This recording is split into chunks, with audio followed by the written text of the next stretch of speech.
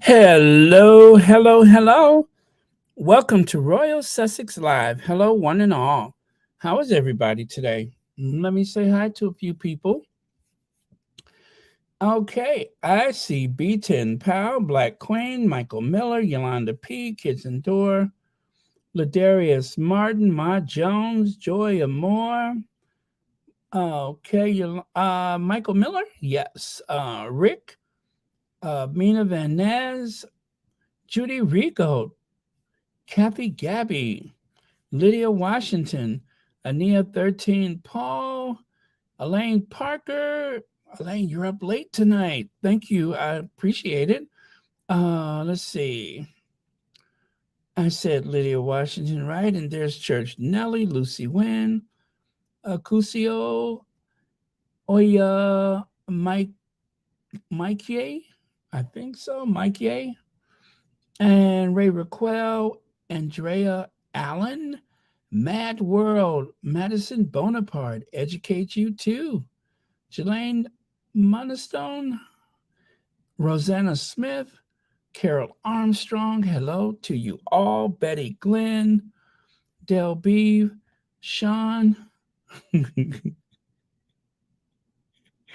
Margaret Rowland, let's see, hello Susie Q, and Don Plesio, Mary H, okay, Maggie Howe, MJB, Juliet Holder Fowler, yes, hello, welcome. Sharon Davis, Hawkeye Helen, Annie Bullard, hi Annie, cheers to you too. Lady G 1817, Connie Balmer. Connie Balmer is up real late tonight. I hope that's not a problem for you. Let's see. Okay, so thank you all. So Pomerose, hello. Mama Jane, I said that. Joyce Vos, Sharon Augustine. Okay, Veronica Quick. All right. Thank you all for staying up so late in some cases. And this is the dinner hour for some of you all. But either way, I'm glad that you all are here. Thank you so much for being here. Let's see. Child of Cece. Okay. Judy Rigo. Hello. Victoria Fabre.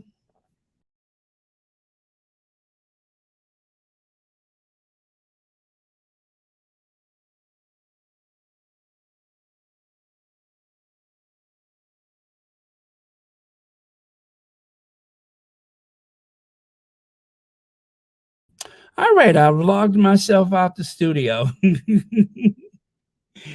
Oh man, I forgot this thing is very sensitive. Naomi Maria, it is 9 a.m. in Oz. Okay. Wow. Well, good morning to you.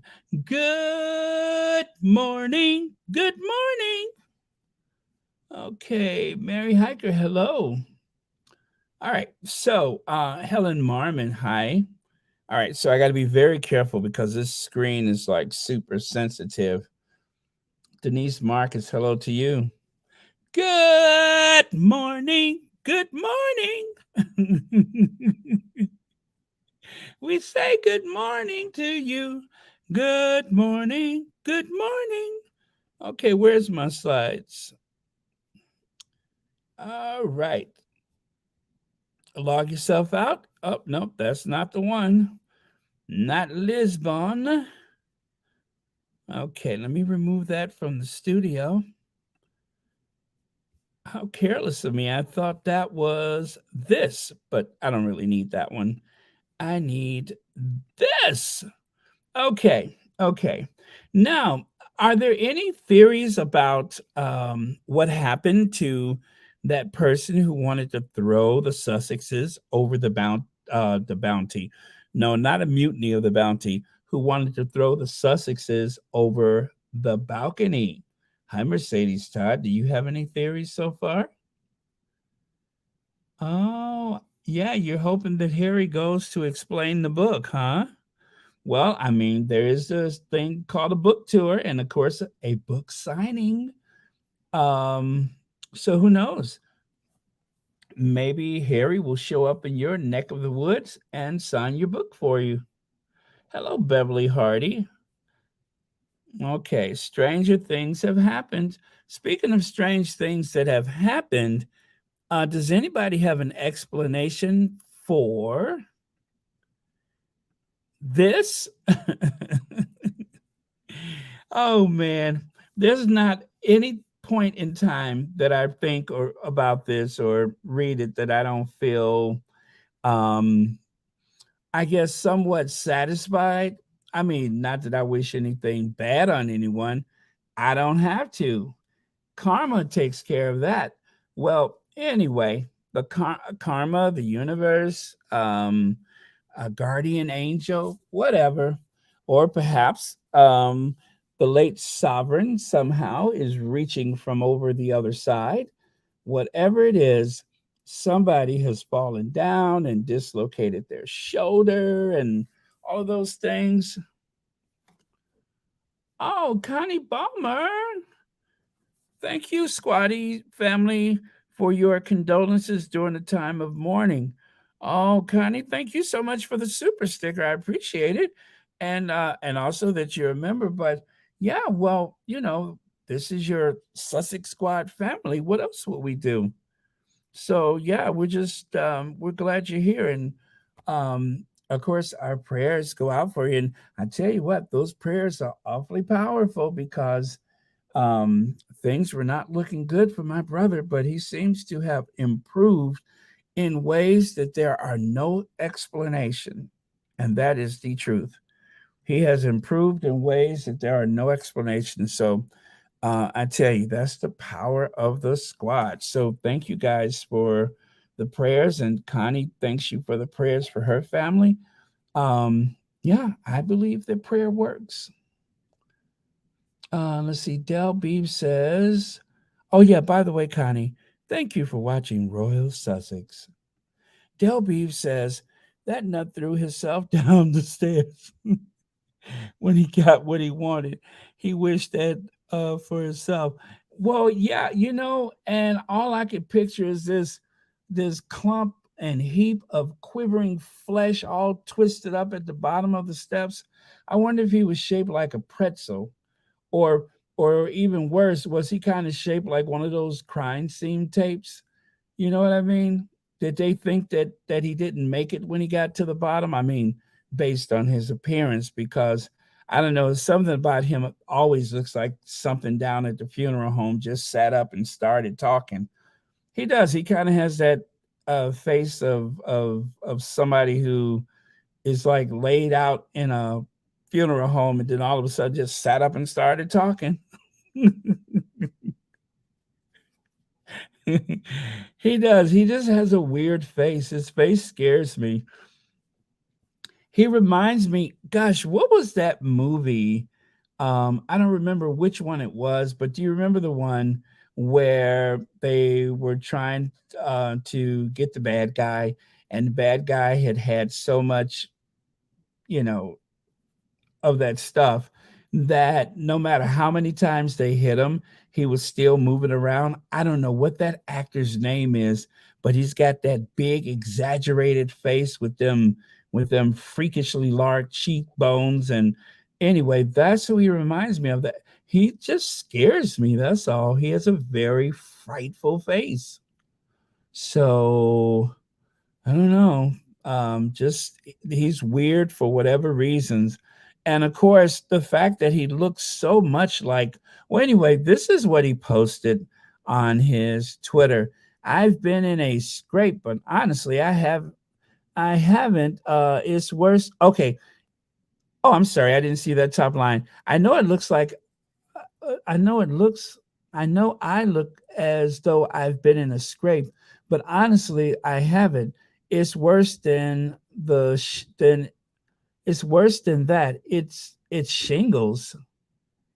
It's shingles? Is he trying to say he has the shingles? What type of I don't know, what is the word that I'm looking for? What kind of mutant is this? Is this some kind of mutant person? Is he trying to say that he has the shingles and he threw himself down the steps, allegedly? Is that why he threw himself down the steps? Is that all just attention seeking?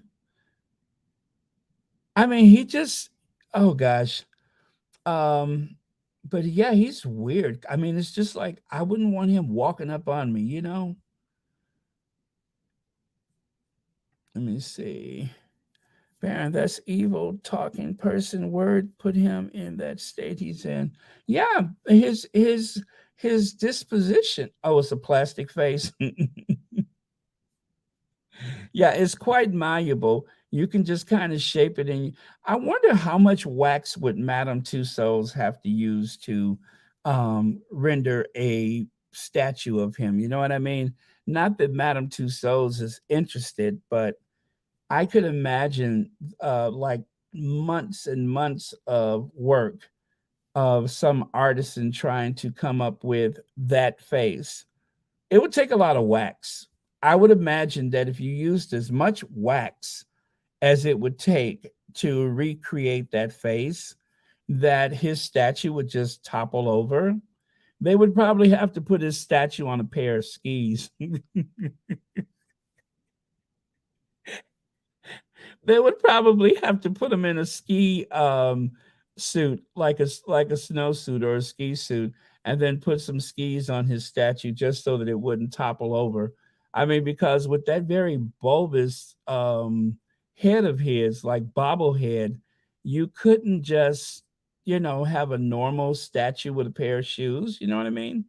They would have to put skis on him. So to kind of make it look like he's not being singled out for having such a large cranial mass, they would have to put skis on him, I think. I don't know. Seeing this is like my best day since Christmas because he's such an awful individual. But hi, Anita. I've been watching your videos.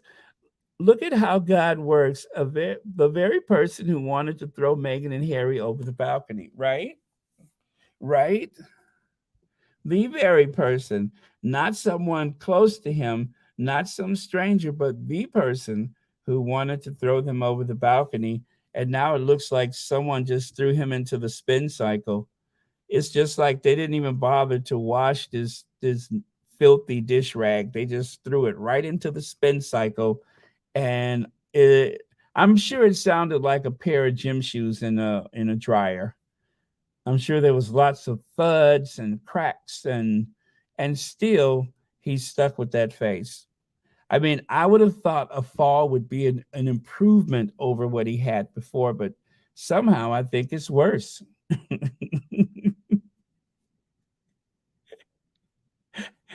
Oh man. But Anita, I have to say, I love my Duke and I in the morning. It is so perfect for breakfast. It just kind of starts my day right. And I love when you know, give those little zingers.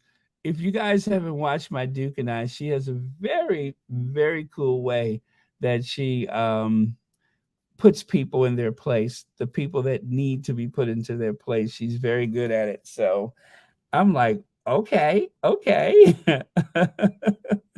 I'm here for it. Let me see. Let me see. His wife punched him allegedly and pushed him because she caught him salivating over Megan's picture. Oh, ugh. I bet you the whole tabletop was wet. He looks like he salivates a lot. Maybe that's what the cheekbones are, salivation glands. Maybe he wears his salivation glands on his cheeks. Let me see. Shingles. Oh boy, that's not good. Itch, itch, itch.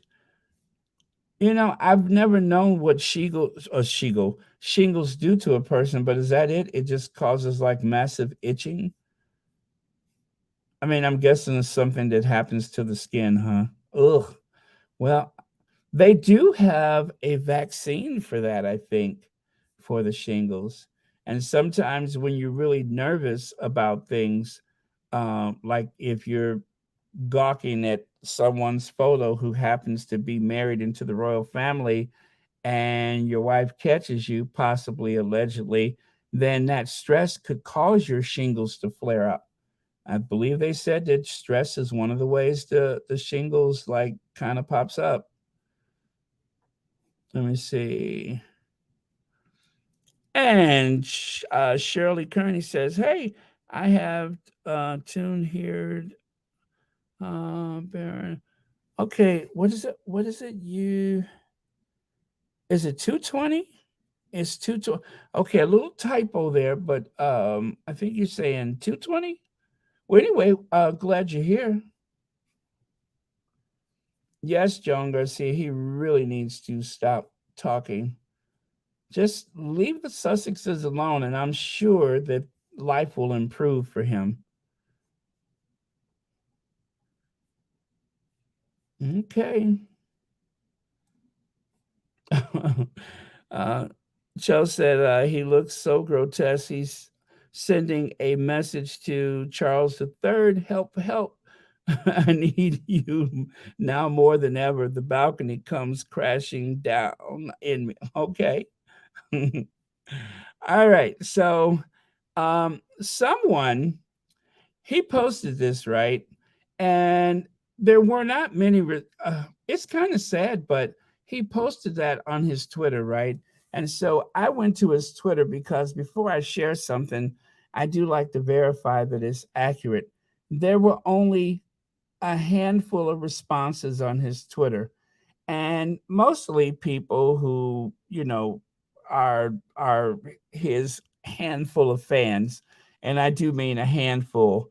But someone who obviously isn't a fan decided to just say what they felt. They called him a fart bag. And even though I covered up that person's name, I promise you it is a quite real reply to him on his Twitter. They just simply called him fart bag. Oh man. So he has a handful of fans and that one person who called him a fart bag. And that was about the extent of the concern people had for him. It reminds me of that photo of that hoghead Pierce Morgan in the hospital when he was fighting for his life and nobody seemed to care. And that one person, I saved that tweet or that response to his tweet where they said, "Don't get better" or something like that. It was like this old lady, and she was just like wishing the worst on that hoghead Pierce Morgan. Also, Dorothy Ross says shingles come from the chickenpox virus. Ooh, oh my goodness. So that can't be good. Oh, okay. Well, either way, this situation could not have happened to a nicer person. And thank you so much, Dorothy Ross, for that explanation. I had no idea. Yes, there you go. That's how you can find my Duke and I podcast. It is quite entertaining, I promise you. And it's a great way to start your day with Anita on my Duke and I. Okay, let me peg that to the top of the chat. And there you go. So, um, you can also go and catch up to some of her last videos. All of them are quite entertaining and very, very informative. Informative, that is, informating. Okay. Okay, so let me tell you, I tried to order a caramel. Oh gosh, what do they call it? The caramel with the little bits of something in it. It wasn't for myself. I tried to order it for someone else, and I kept saying a carbon frappuccino, and then if I wasn't saying carbon, I kept saying Carmen. So I ordered a Carmen frappuccino, a carbon frappuccino, um, And then I would say, oh no, that's wrong. And then I would say carbon again, or I would repeat Carmen again. It took me like 10 tries before I could say caramel frap. Oh, and I said caramel, as in California. I'm surprised I didn't say Casamel, but I was completely tongue tied. I could not get it out to save my life. Carbon Frappuccino, Carmen Frappuccino. It it was hilarious. I could not say it properly. And I don't know, maybe I was looking at the election in Brazil, and maybe that's why I kept saying carbon, as in carbon emissions. So one thing I know for sure is not a carbon frappuccino. It's not a Carmen frappuccino. It's caramel. Thank you. That's it. The caramel ribbon crunch. That's the one. I could not say it to save my life. I got like one of those dragon, what do you call it things? A dragon, I don't know, it's like some dragon red drink or something, and you can get it with coconut milk. So I had the coconut milk, but anyway, it was very tasty. I probably won't get the coconut milk again. It was some other option. I think I'll try that next time. But yeah. Anyway, it was very good. Dragon fruit drink. Is that what it was? Okay. Yeah, I've seen people drink those, and I'm just like, okay, I'll try that. I didn't want to drink any coffee, if you can believe that, so I didn't order coffee for myself. Um, but yeah, it was very good. That was my first time having one. Okay, so again, you never see these two people in the same room at the same time. I cannot prove it, but I swear that Sharon Osbourne is Eamon Holmes and Eamon Holmes is Sharon Osbourne. They are one and the same. Just a bunch of bad work done on one face. Okay, I can't prove that Eamon has had any work. Um, I know it looks like somebody worked him over, but I can't prove that he had any work. But yeah, you never see the same the two of them in one room. So but then again, if that was Sharon Osbourne, he would have fired himself by now. You know what I mean? Because Sharon Osbourne is so good at firing herself. So maybe that wasn't Sharon Osbourne. Maybe he's not. Maybe that is another person. Because Sharon Osbourne is good at firing herself over something that she hasn't said yet. You know what I mean? She's very good at firing herself over something that she hasn't even said. We know she was thinking it. We know she was thinking it, but she hasn't said it. And if anybody can fire themselves over something that they haven't said yet, is Sharon Osbourne. We've seen it play out on the talk, right? We've all seen it. So it one thing I know about her is that she can fire herself. She doesn't get fired. She fires herself over something she didn't say yet. But you know she was thinking it. You know, you remember that time she said, "Don't you dare cry. Don't you dare cry. Don't you cry. Don't you dare cry." Yeah, so that is what I've learned about Sharon Osbourne is that she may or may not be Eamon Holmes, and she may or may not well, she will fire herself over something that she hasn't said, but she's probably thinking that she heard from Pierce Morgan. Does that make sense? I hope so, because if not, can somebody please explain it to me? Let me try that one more time. She will fire herself over something she hasn't said yet, but she's probably thinking because she heard it from because she's heard it from Pierce Morgan. But I got to tell you, the funniest part to me is that Pierce Morgan said, "Oh, it's not as though Sharon Osbourne is even looking for a job. There's a job looking for Sharon Osbourne. Really? Really? Please tell me what that job is because I'll try to get that job myself because I don't think they're looking for Sharon Osbourne. Sharon Osbourne hasn't worked any place that has not had anything to do with Pierce Morgan. It's like a double act. It's a twofer. If you want Pierce, you have to throw in Sharon, um, just for the sake of it, especially since he's the one who talked her into firing herself. Don't you dare cry. You better not cry. Don't you dare cry. Don't you dare cry.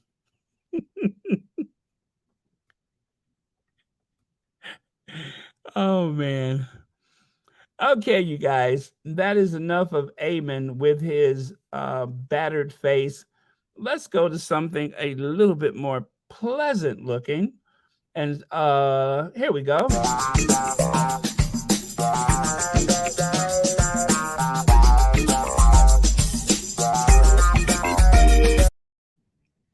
Okay, Prince Harry's polo playing pal Nacho Figueras offers lessons to fans as part of a $295,000 luxury holiday package after cashing in on friendship with Duke, uh, with his Windsor fragrance. The Argentinian sportsman who has been dubbed the David Beckham of polo, you know what? Nacho can stand on his own.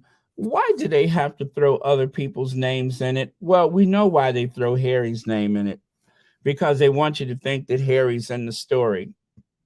But as for David Beckham, I don't think anybody wants to really associate themselves with David. I've been in this line for hours, Beckham, or David, where is my knight of the British Empire, Beckham. Nobody wants to, compare themselves to him. So, David Beckham can stand on his own without throwing Nacho's name in there, and Nacho is better off without David Beckham's name. They are both phenomenal sports people and brand endorsement people, so you don't need to mix one with the other. And as for Prince Harry, the Duke of Sussex, light skinned Harry, um,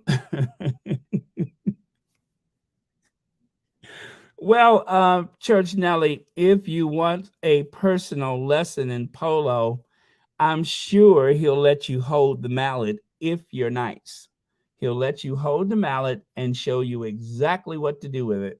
So, but he will be there, and you can ride horseback with your own mallet, and he is going to coach you through everything you need to know about playing polo. So,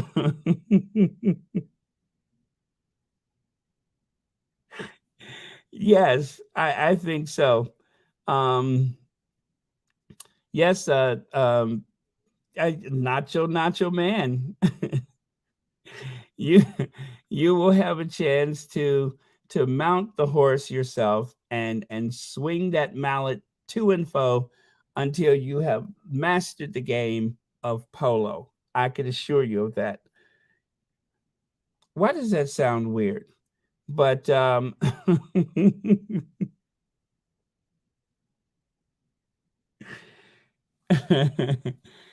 if I remember, Church Nelly, you were saying something about going through the change. Am I right? So you are going to be at your peak physical best to learn polo from Nacho, right?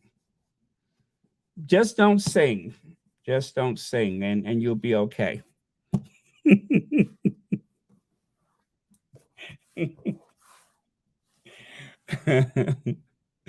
But yeah, so if you want to learn the game of polo, all you need is 200. I think we should have like a fundraiser for Church Nelly. All we have to do is raise $295,000 for that wonderful fragrance, and then Church Nelly can learn polo from Nacho. So, well, we'll make it happen, Church Nelly. I'm gonna play that lottery or something, but I'll. What? What did I say? Was it something I said? Everything I said sounds naughty. You know that. Everything. Um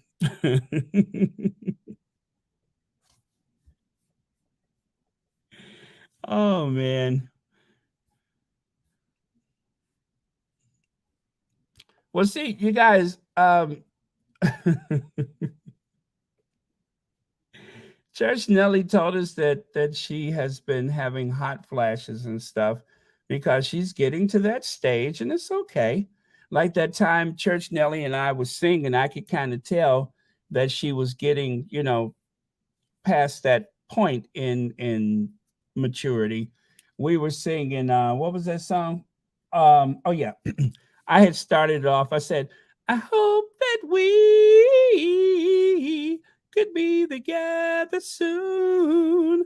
Won't you make it real soon? And then Church Nelly came in. When I am away from you, Baron.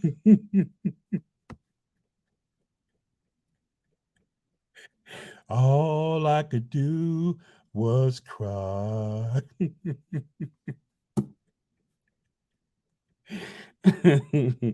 So that's the change. That's the change that they talk about. I hope that we could be together soon. Won't you make it real?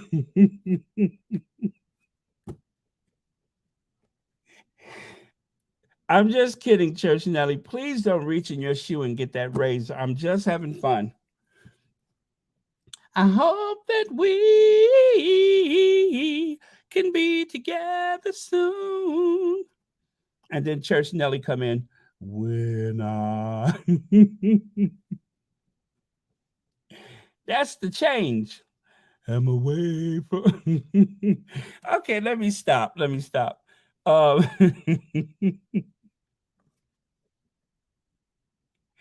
But the good thing, you can see your physician and they have stuff that will help you when the change comes. So don't be afraid of the change. The change happens. Oh, you old school in my wig behind the tag. Now that's old school. All right. All right.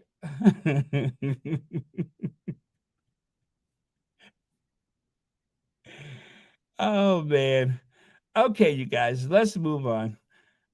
So there you can see the fragrance bottles that now I wonder if you get all what is that? Is there six different bottles or do you buy those individually? But I'll show you what they look like up close. Anyway, that is Nacho Man. Hello, Ivy here. Hello, Ivy here. Hi, Ivy. Welcome. Thank you so much for being here. Happy Wednesday to you. So, as you can see, uh, there is the Ralph Lauren International face of polo, of the Ralph Lauren polo, and he's holding a bottle of Windsor. That is the name of the fragrance. It is Windsor. And there you can see it up close. Nacho Figueras Windsor. And what's aren't those beautiful? See how the tops of the bottles are shaped like horseshoes? It looks like one has either a diamond cut, like gold with diamonds, and then I think one looks like a mother of pearl. Now, I wonder if those are like semi precious stones that they use to create the setting for the horseshoes. But either way, I think those are a work of art by themselves. That is absolutely beautiful, albeit rather phallic in shape, but absolutely beautiful. Hello, Thriving with the Sussexes. Thank you so much for being here. So, yes, that is the Nacho Figueras Windsor. Speaking of Windsors, let us not forget that when it comes to horses, remember the next queen consort doesn't want you to call her queen consort. They just want you to call her queen. And you can see how she has made her way into the family. There's Prince Charles with the future, with the soon to be crowned consort. And there on the right side, there's the queen. Now, see, you guys thought that the queen and Camilla was not close. Well, as you can see, there is the queen on horseback, and next to her is Camilla. Uh, she's running alongside the queen. That's what's going on there. In case you're not clear with what's going on there, is that the queen is with her favorite horse, and of course, Camilla, to show you how fit and active she is, she's running alongside the queen. So all right. And then, of course, you guys probably remember when the queen went to that horse show that time. And during the outing, she managed to get in a little conversation with Camilla. And I'm pretty sure Camilla is just saying, thank you, Your Majesty, for, giving me the nod on the session day, saying that I should be known as the future queen consort. And so you guys remember that. Remember when the queen was sitting there with the red box and it was a session day? That happened this year. It seemed like years ago already, but a session day celebrates when the queen actually, you know, uh, well, when her father died and she became officially the queen. And so they call it a session day. Well, on a session day, somehow the queen decided, okay, you guys, we are going to henceforth and forever refer to Camilla as the queen consort. If you have any respect for me at all, please call that old bag of bones the queen consort. Uh,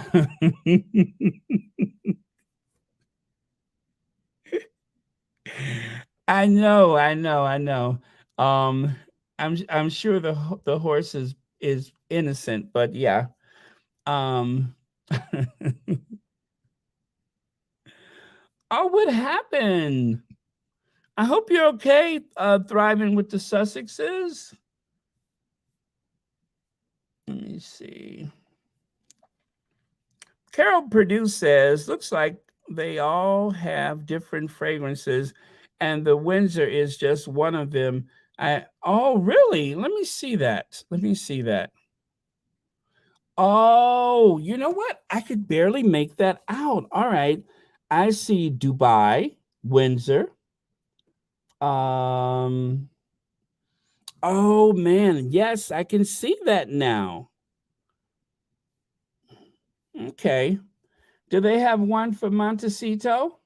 Well, the good thing about the Montecito fragrance is that there are no leaks, so it probably lasts for a long time. You can drop it or whatever, but there are no leaks in Montecito. Great looking out. I didn't even notice that. Let me expand this. Okay, I see Aspen, Palm Beach, Buenos Aires, Dubai, Windsor, and it looks like Jaipur. Okay, okay. Wow, thank you so much for that. So Windsor is just one of the fragrances. Nice looking out. I did not realize. Thank you so much. Oh, okay. Well, good. I'm glad you're having fun, Eliza. I'm having a good day too. Oh, okay. Oh, I'm sorry.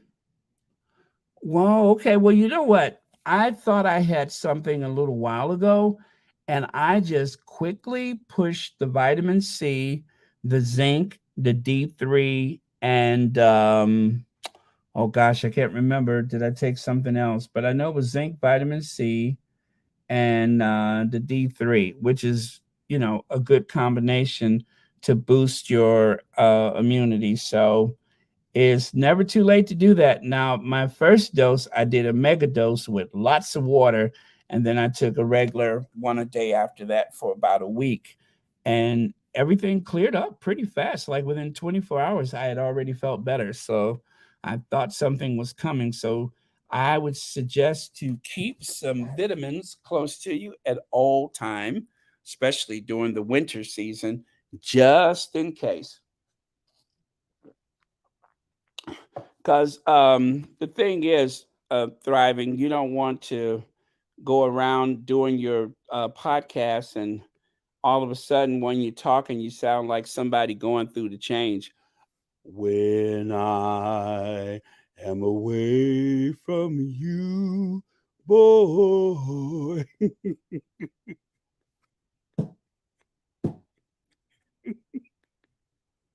All I could do is cry.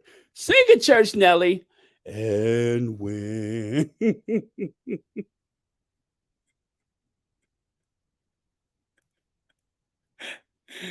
Oh, man. Yeah, you don't want to do your show sounding like that. So take your vitamin C.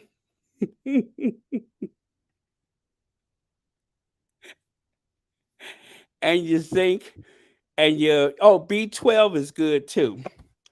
B12 is good. Vitamin C, zinc, B12, and what else did I say? And D3. Right.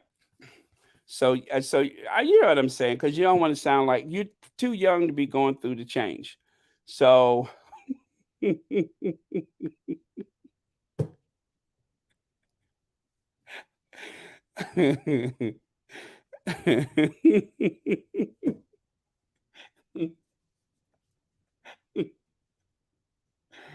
oh man. Okay, so um as I was saying, oh, hold on. Okay. Let me make myself comfortable here. My phone. All right. Okay. Now, that being said, that was my anti you know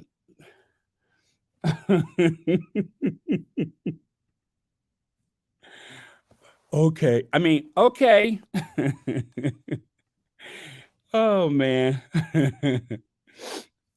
Okay, so where was I? All right, so we talked about how athletic the future queen is. And you guys, I don't know that there's anything that could be done. We knew that there was a possibility, but look who's back. The suspension on Samantha's Twitter account has been lifted. And I love the way.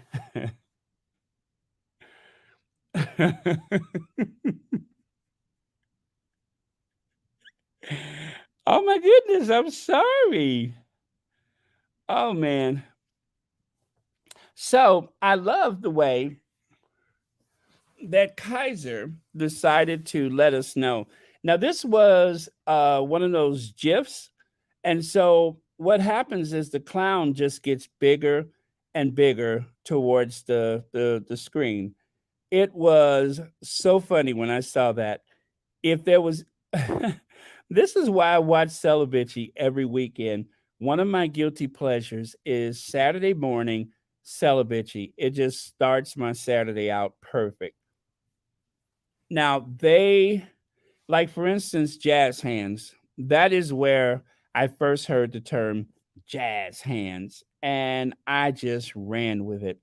I love jazz hands. So when I heard it, I was in tears.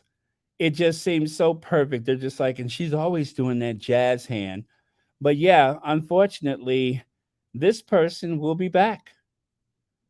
and not any richer for it because I think that little court thing went south for her. But yes, Scammy's back.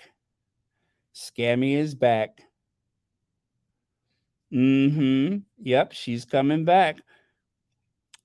Well, the what's interesting though is it looked like she's doing her makeup a little different.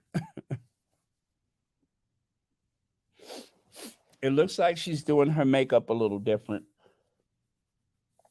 Anyway, um, we won't worry about that because the Sussexes are thriving in ways that will eclipse any of her nonsense. So I know. But where are the clowns? There ought to be clowns. Well, maybe they're here. Okay, so speaking of the crown, well, not clown, well, the crown. Anyway, the crown just cannot be beaten at this point. These Diana clips. Well, if you guys haven't seen this, this is the side by side. So they're going there. Whatever the people are thinking, they are going there. This is so gonna happen. It's in the bag. It is going to happen. Okay? It's here. And you guys know it's the second, right? So we only got 1 week before the crown premieres, November 9th. I know it very well. November 9th. The crown will premiere November 9th. So you guys get your popcorn, get your snacks on. Let your loved ones know that you won't be available because you have to binge watch The Crown. I love a good documentary. So this is one documentary that I won't miss. Every word of it is true. Um, Word for word, scene for scene. It's as though they had actual cameras there to record everything. And so if you are a deranger and you're listening right now, please go back and tell them that I'm an American and I believe every word of it. Okay. Don't forget, I'm an American, and also tell them that I'm telling everybody that it's real, and I believe. Tell Judy Dench, okay? Tell Judy Dench that I said that as an American, I know that word for word, every word that is uttered is absolutely true, through and through. So that's it. This is an actual depiction of the royal family, especially when the queen said that she had her, what did she call it? Her anus horribus, her anus horribus, her. Anyway, it means she had a horrible anus. That's what it is. Her anus, horrible anus rib, that situation she had. That's that's going to be in the crown too. Her anus, hieroglyphics, her anus hieroglyphics is going to be in the crown, as it happened back in 1992. So all of it is real. Okay, make sure you go back and tell them that I'm an American and I know it to be true. So just tell them what I said, derangers, if you're listening. If you're hate watching right now, tell them that I said is true. Tell them Barron said it's a documentary. Even the angry anus, the horrible anus is true too. Everybody had a horrible anus in 1992. Let me see who all had one. Charles, Andrew, and Anne. All three of them divorced that year, right? Horrible anus. The Queen said so. I 1992 is a year that I will not look back upon with undiluted pleasure. It was a horrible anus. And that's what they're going to say in the thing. 1992 is a year that I will not look back upon with undiluted pleasure, as it was a horrible anus. You know, I could have played that part myself. You know that, don't you? Yeah. So, anyway, but let me see if I can play the sound. Let me see if I can play the sound from that clip. Not the horrible anus, but the thing with Diana. Let me see if I can make the sound come out of my computer. Undiluted pleasure. Undiluted pleasure. Who talks like that? You have to be royal to speak like that. 1992 is a year that I will not look back upon. Oh, okay, here it is. Here it is. There were three of us in this marriage, so it was a bit crowded. There were three of us in this marriage, so it was a bit crowded. There were three of us in this marriage, so it was a bit crowded. There were three of us in this marriage, so it was a bit crowded. Could you guys hear that? She said there was three of us in this marriage, so it was a bit crowded. So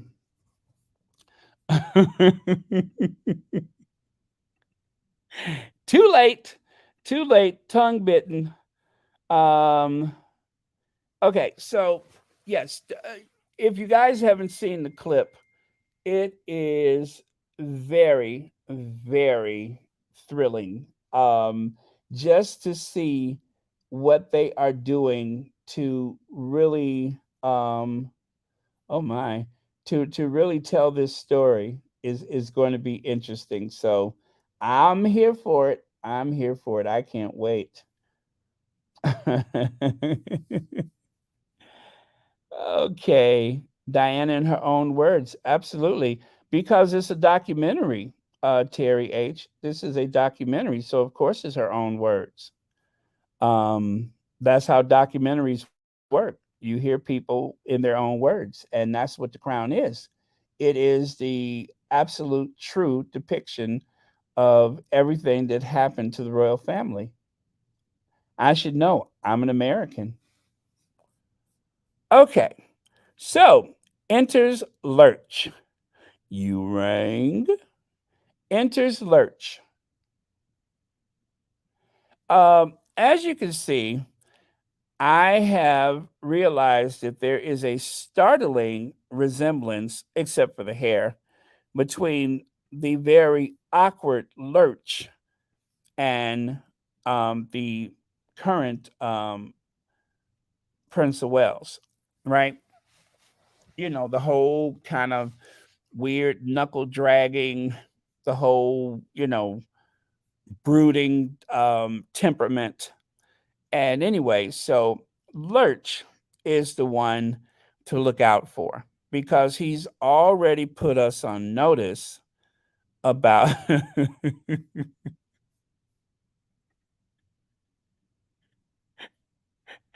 Hey, Church Nelly, my friend. Oh, man.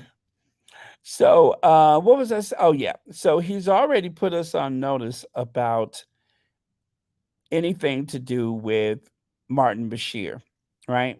So I'm looking. Well, we won't see Harry and Meghan in this crown. Well, we'll see Harry, but not Meghan. But you're going to see Charles, Camilla, William, Kate, and Harry. We just won't see. You know. Oh, who else is a Scorpio?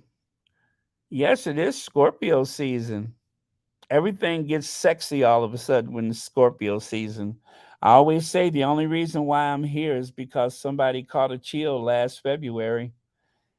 February of that year, somebody caught a chill, and 9 months later, here I am.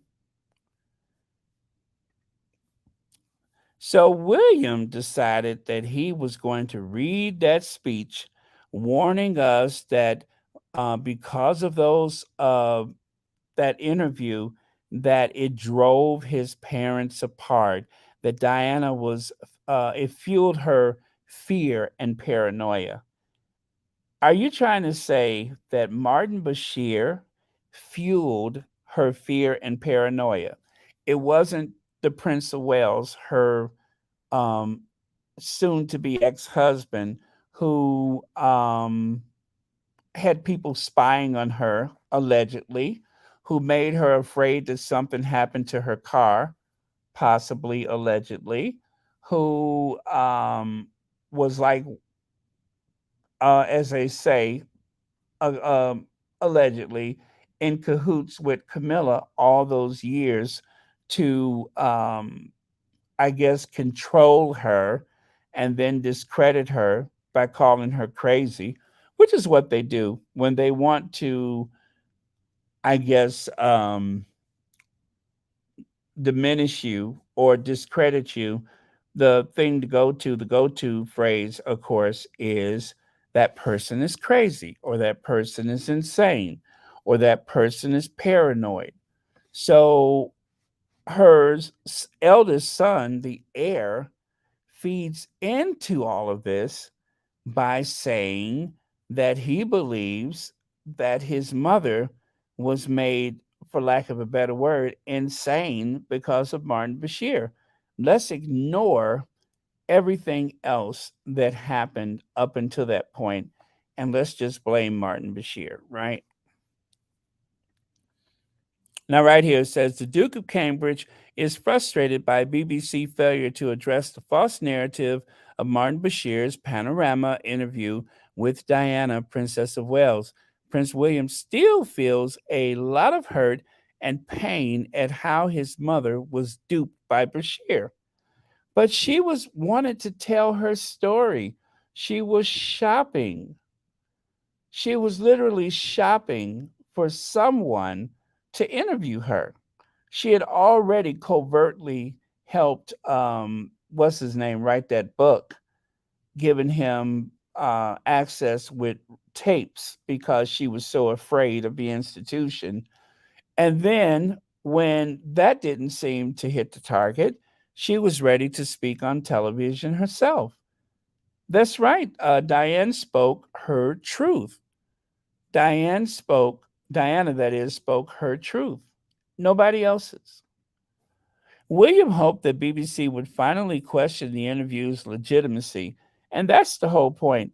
It was not to say that what she said, well, actually, that is the point. By questioning the legitimacy of the interview, it's like he's questioning his mother's words as though she don't know exactly what happened to her. She was quite aware about everything that was going on. Now, one could argue, oh, yeah, maybe she was a bit paranoid. But if somebody is gaslighting you and deceiving you and have like an entire institution conspiring against you, of course you're going to be extra alert, extra paranoid. I mean, it's what happens. So, you know, with that, they were successful. They made her life a living hell. It's really easy. I'm sorry. Okay. Sorry. One more time. It is really good thing William and Earl Spencer fighting for it. It is not about what Diana said. It is how they got it. How these lies influenced her. They manipulated her and used her already vulnerable state to gain something. Now, that is what someone said in the comments um, back on, I think that was the 24th of July. And then also it says here Diana was groomed and manipulated to deliver ratings. What you saw and heard were her feelings and thoughts. However, they came from fear and paranoia, fed and encouraged by Bashir. The damage that interview has done is still evident in the family to this day. Shameful. Yeah, groomed and manipulated. But it doesn't mean that her words were not true. She said what she said. She spoke of her feelings. And that does not take away from the truth.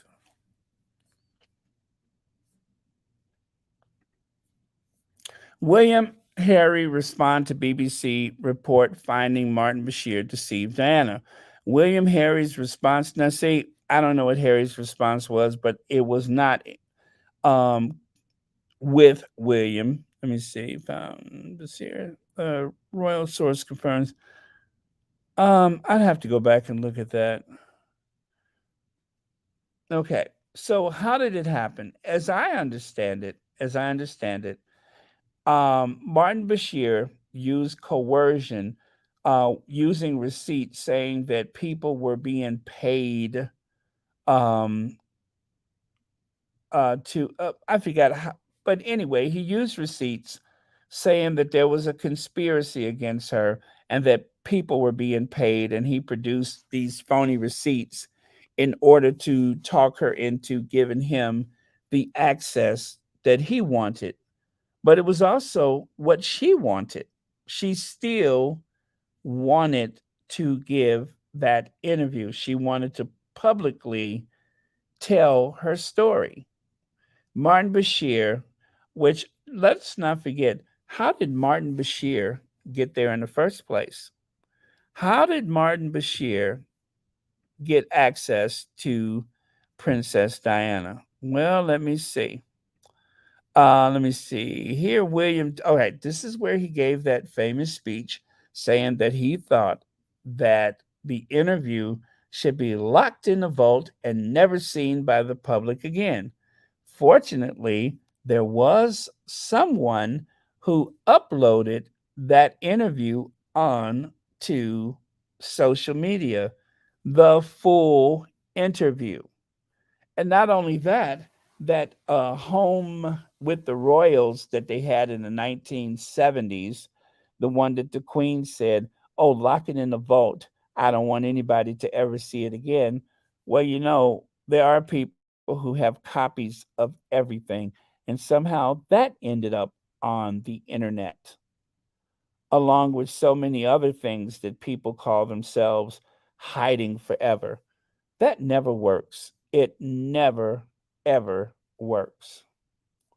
So here you have, okay, let me see. I've got to pull that down so I can see it. Police must put BBC chief in dock for Diana's lies, says her brother, Earl Spencer. In dock for Diana lies? Doesn't that sound weird? Diana's lies, says brother Earl Spencer, as directly links her fatal accident to Panorama. Now, okay, this is interesting. I couldn't believe, and I've said this before and I'll say it again. Why would you tell people that you introduced Martin Bashir to your sister and then try to blame him for what happened? Right? Earl Spencer has says, okay, says her brother Earl Spencer, as he directly links her fatal accident to Panorama and reveals how Martin Bashir groomed him into giving access to the princess. The thing is, if her brother was so stupid as to listen to Martin Bashir in the first place, Martin Bashir was introduced to Diana by her brother Charles. Is there anybody named Charles who does not epically fail Princess Diana in her life? Has there ever been a Charles in her life that she could depend upon? I think not. Paranoid, fearful, isolated, the words of Prince William used this week to describe how Martin Bashir lies ruined his mother's life. Richard Kay, who witnessed Diana's torment, reveals the intimate story behind his fury. His fury? His fury? Man, sit your behind down somewhere with your fury.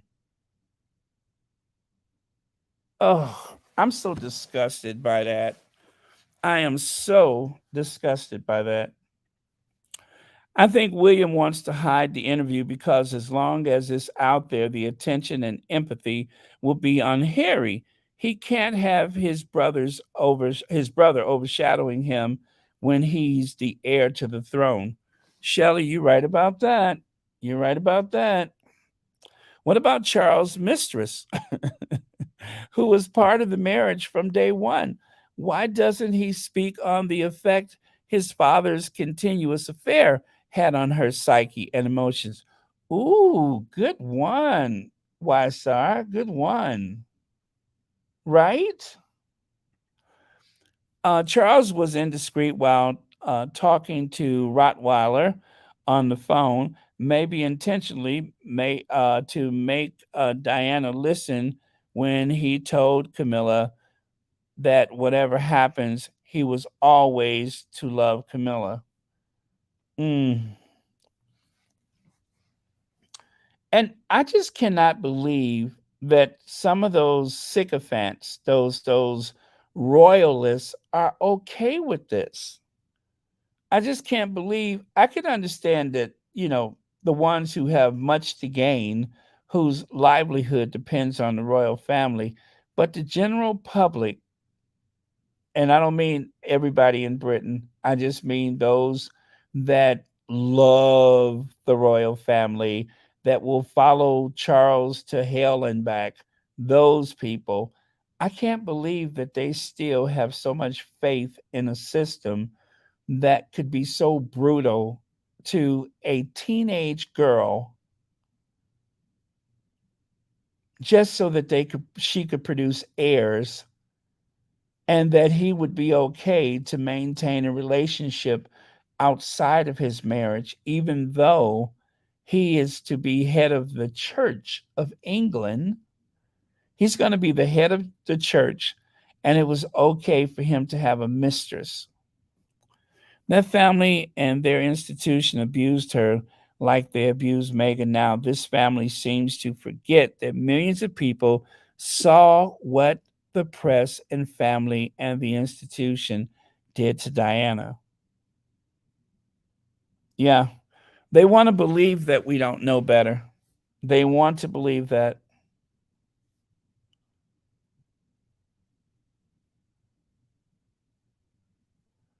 Let's see. It's quite a fixed detail. It's been piling up with several versions. Even the veteran royal writer Angela Mollard, after 25 years, listened again to that interview and agreed also why Meghan left. I can understand that. Thank you so much, Chow. Uh, okay, so there is Martin Bashir. They snapped this photo.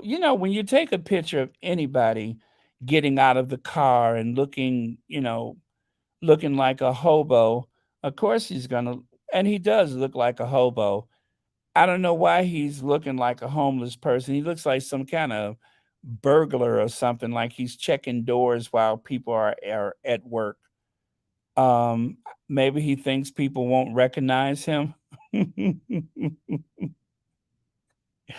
I don't know. Um, but it looks like he hasn't bought a coat since he did the interview with Diana. That was like the last time he bought a coat. Um, but yeah, anybody stepping out of the car like that is going to look guilty. Like when they do the slow motion video and the person is like walking like the Yeti or something, of course he's going to look guilty. And I'm not saying that he's not guilty, but I'm just saying, isn't it awfully convenient that they want us to forget that it was Charles Spencer that introduced Martin Bashir to Diana? And if they tricked you into tricking her, then you're stupid. I mean, he's just stupid. How could it have been so easy to deceive the Earl Spencer? You know what I'm saying? It wasn't that easy. Apparently, it was.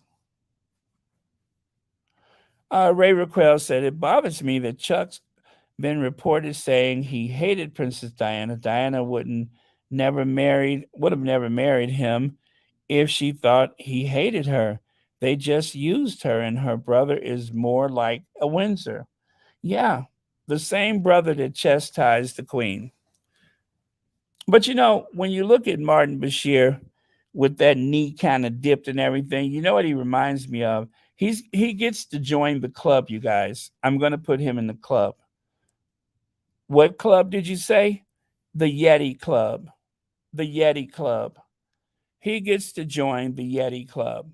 Just like Thomas Markle coming out of that convenience store, um, and out of the chicken shack or the KFC. See how they all got that kind of weird dip knee? So now he's officially a Yeti too. So Martin Bashir is a Yeti. Thomas Markle is a Yeti. And of course, Donald Trump is a Yeti. They all get that kind of weird planted foot and twisted dip knee.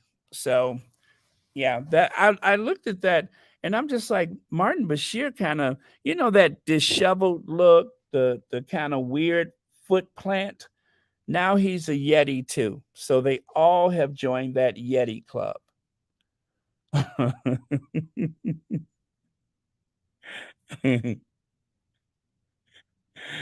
Oh man.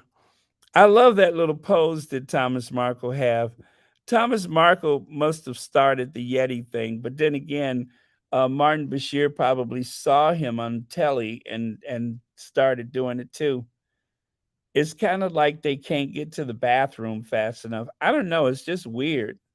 You can tell when a person is guilty when they start walking like a Yeti. So,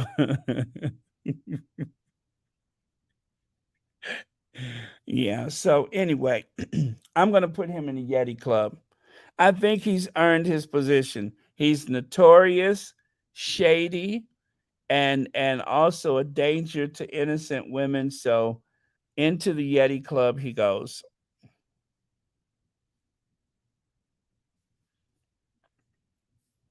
And of course, there's William the Magnificent cutting his eye at our Duchess like he got some kind of problem. Well, he do have a problem. He do have a problem. Just shady. Just shady. Now, sometimes he looks like he's looking at her like she's a dessert, and then other times he's looking at her with such contempt. Either way, I'm glad she left. Like this one right here. Like, mm, not that bag of bones that I brought to the Abbey today, huh? Mm, I'd leave bed knobs and broomsticks in a minute. Whatever it is, it's creepy as you know what. And I'm just glad she doesn't have to be around him anymore. And of course, incandescent with rage. Like they said, no wonder William is so furious. Um, Henry VIII, you guys, of course, most of y'all know Henry VIII. She has a channel, and Henry VIII said a long time ago that when they need to big up a coward, when they need to big up a guy that is just not so bright, one of the ways to make them seem more impressive is to make them seem angry all the time. Now, some of y'all from, neighborhoods like I grew up in, we call that a wolf ticket, where you have somebody who's always ranting and furious, and then of course the media always says things like, "Oh, he was incandescent with rage." Who talks like that? Incandescent with rage. And the thing is, I don't think the press said that one time. I think they said that several times. I mean, I have so many screenshots of them referring to him as furious, angry. incandescent with rage. It's not working. It's not working. I mean, he's so perfect that nobody wanted to marry him. Could you imagine that you have the ultimate thing that you can gift your future wife, and that is to be the queen consort, right? And so it takes a old hardy piece of rawhide leather to fit into a position like queen consort. It's not easy. You need something that's got a lot of gristle and a lot of fiber and a lot of little hard knots and everything. That's what a queen consort is made of. And so nobody wanted to marry him. I mean, Charles really had to scrape the bottom to find a queen consort. I mean, after a while, Diana was just like, no, I'd rather be the queen of people's hearts. I don't want to be the queen. And so there they are, a perfect pair, a pair of what I don't know. But he had to literally just like scrape the barnacles off the side of a ship in order to find a queen consort. So and yeah, and you know what happens when you scrape those barnacles, all of a sudden every you can see the surface again. So he had to scrape the barnacles off the HMS Britannia to find a someone who could sit beside him. So um and nobody wanted William. Nobody. Shady, moody, not too bright. So he found a mannequin. He literally found a jointed doll, as Hillary said. Hillary, what's her name? She said that she was a jointed doll to which you could throw rags upon, and that's what he got, a jointed doll. Someone lazy, someone who would go along with the program, somebody who's not going to think for sure, can barely talk, literally shakes, hands twitching, voice shaking, a jointed doll. Yeah, hazy, lazy, and crazy. Absolutely, Church Nelly. Where I'm sorry, there it is. Absolutely. Hazy, lazy, and crazy.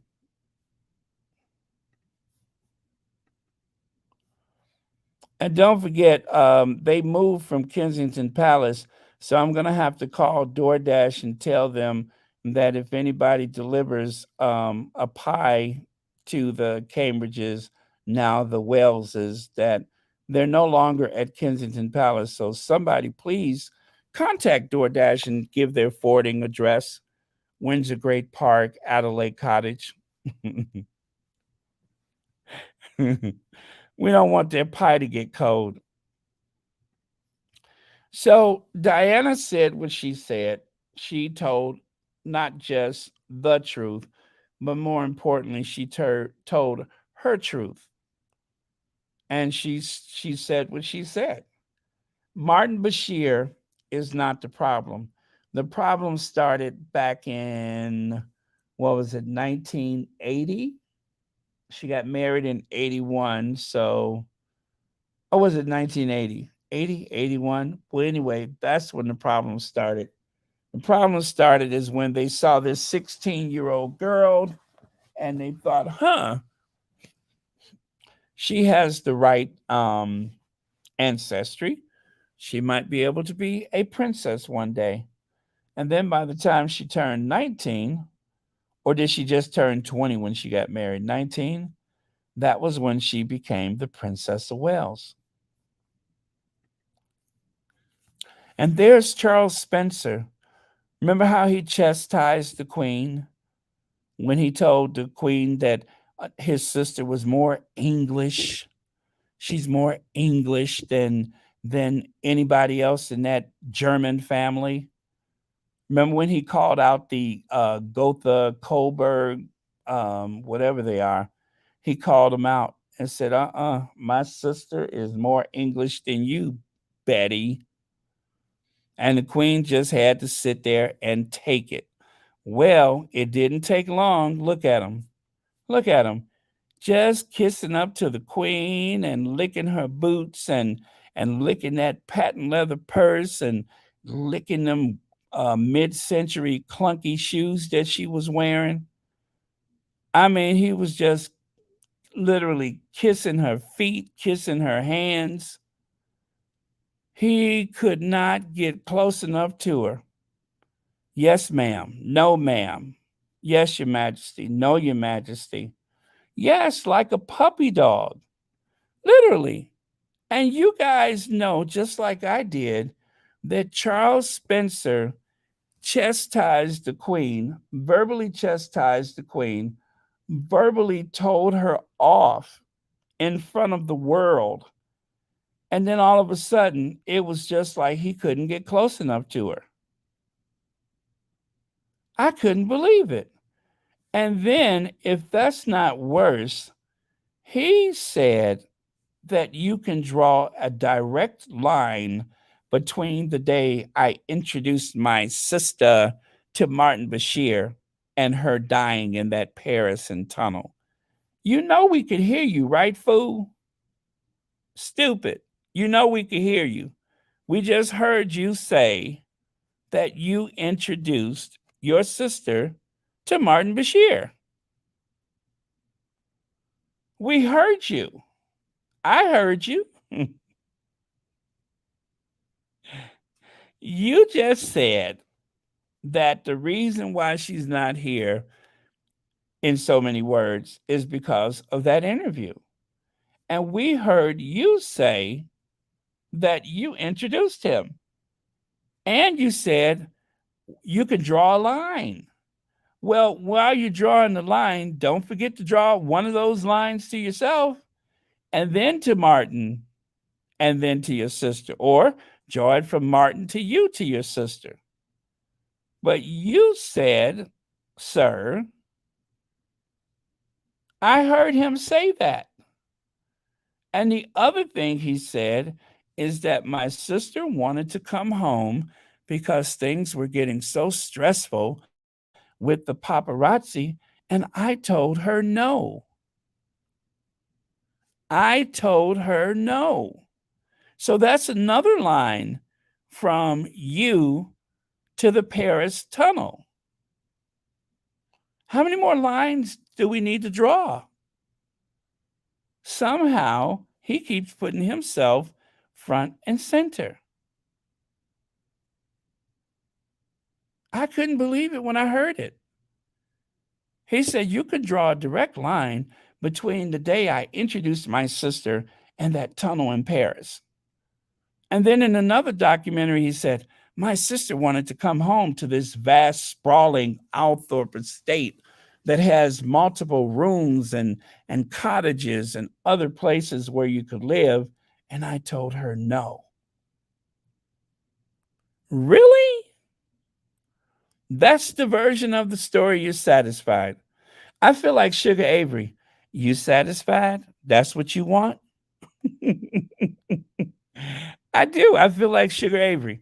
You satisfied? That's what you want? Obviously, that's what he want because he said it. I know I've mentioned this before, but I am so amazed that he said it once, then he says it twice. This is the same person who put the queen in her place. And I was like, oh my God, this guy is wonderful. And there he is over there. Oh, your Majesty. Oh, your Majesty. Oh, and your shoes too. Exactly. Exactly. It's almost like it's not the same person. This just goes to show you years of cousins marrying cousins is how you get to this point. Vargas says they unearthed an Iron Age settlement on his land some years ago. Yes, I know this has nothing to do with the subject at hand. It was on PBS. Well, Vargas, I would love to see that, and I'm going to look for it. Thank you for sharing that. I am quite a history buff, and I like to learn stuff. So if I remember, I will definitely seek it out and and try to catch up to that because I would still like to go to Althorp. I would like to be close to Princess Diana, even though there was a lot of pain associated with her family and, of course, the royal family. But I want to see where Diana grew up. So I'll end up giving Charles Spencer some money at one of these days to, pay for my visit to Althorp so I can see where he refused to let his sister come home to.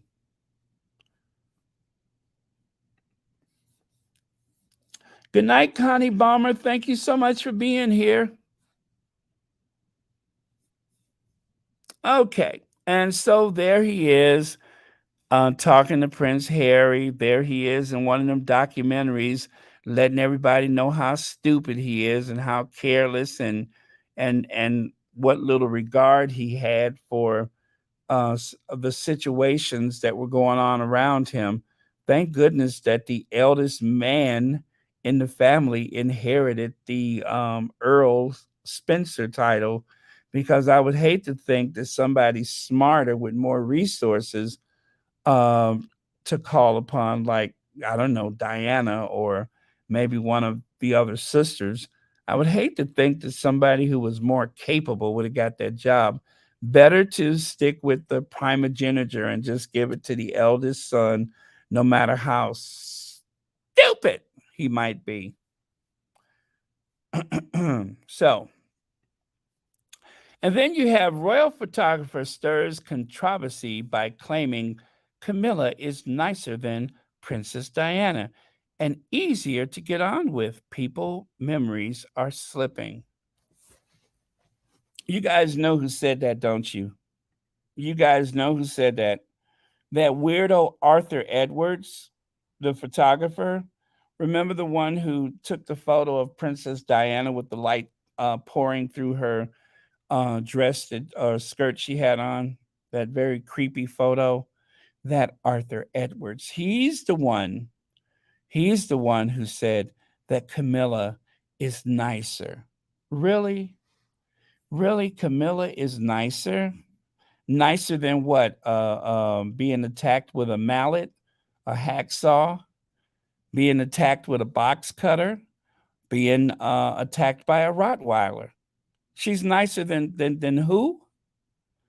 She's nicer than slipping on a patch of ice, nicer than an appendix blowing. Is that how nice she is? Because I could think of a few things to equate to her niceness. Nicer than having a wisdom tooth pulled. How about that? Is that how nice she is? Nicer than a canker sore.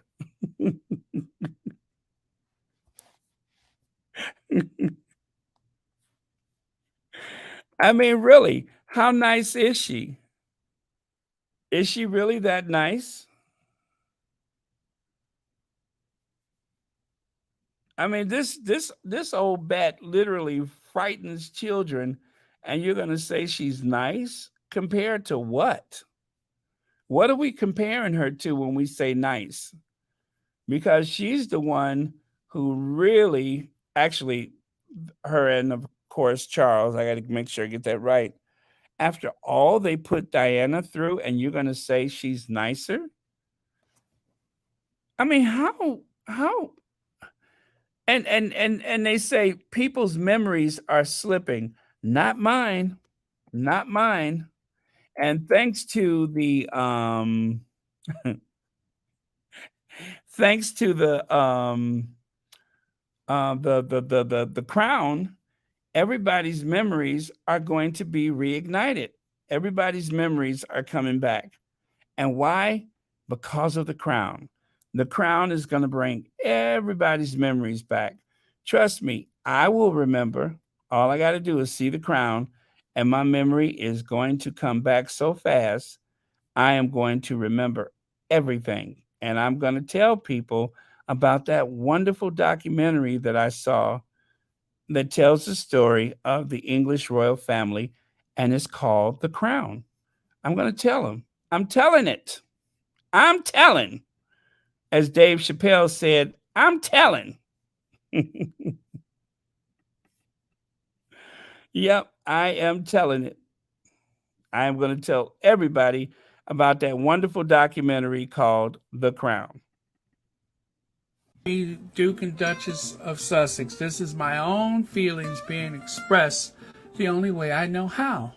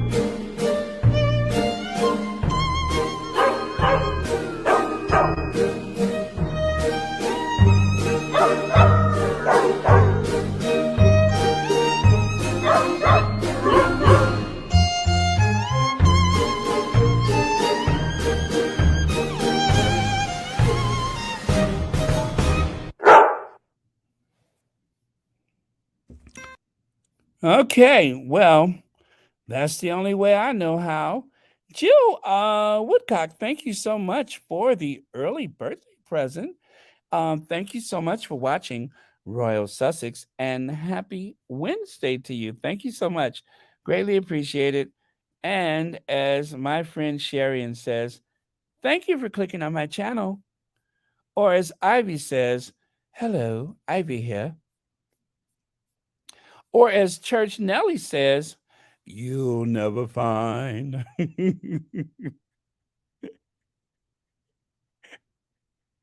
Someone who loves you the way I do.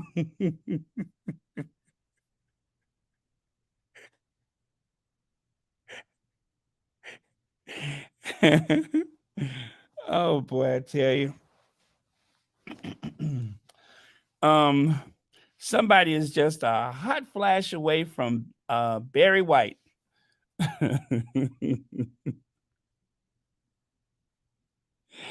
Church Nelly, I'm sorry. You know how I something gets stuck in my um twisted mind and I can't let it go. But I promise you, I'm getting it all out of my system tonight. Swing low. Sing it, Church Nelly. Sweet chariot, coming for the carry me home.